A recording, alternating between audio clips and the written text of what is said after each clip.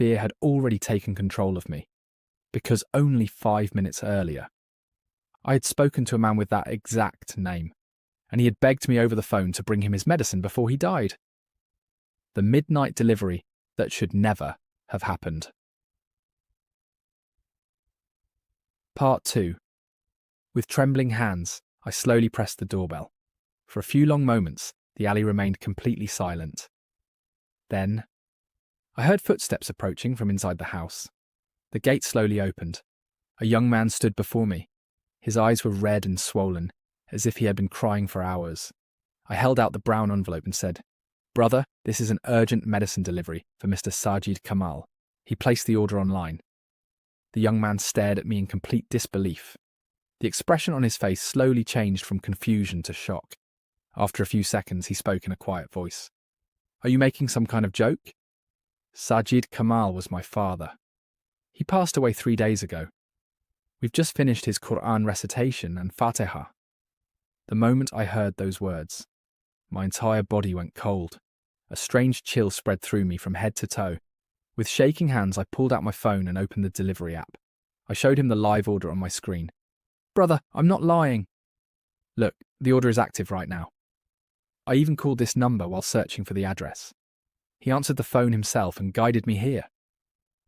The young man stared at my phone in complete silence. Then he slowly took out his own phone.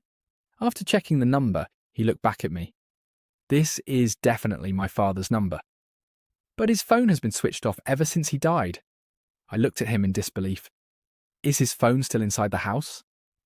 He slowly nodded. Then he stepped aside and gestured for me to come in. Every instinct told me to leave, but my curiosity had become stronger than my fear. I followed him inside. The house was filled with silence. The air felt unusually cold. The young man led me into the sitting room. On one side of the room stood an old wooden cabinet. He opened one of its drawers. Inside were several personal belongings that had belonged to his late father.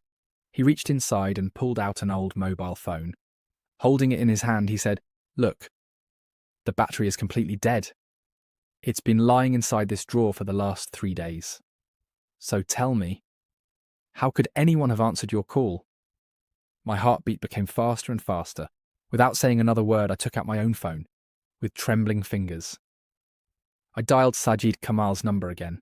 The outgoing call appeared on my screen. The phone started ringing. The young man and I stood there without saying a single word. Neither of us dared to move. Then, inside the silent room, we heard it, a faint vibration. It was coming from inside the drawer. Both of us slowly turned our heads toward it. The old mobile phone, the one with the dead battery, suddenly began vibrating. A second later, its screen lit up by itself. The entire room was illuminated by the pale glow of its display. The ringtone echoed through the silent house. Neither of us could believe what we were seeing. The phone that had supposedly been dead for 3 days was receiving my call. But the true horror began only a moment later. Even while the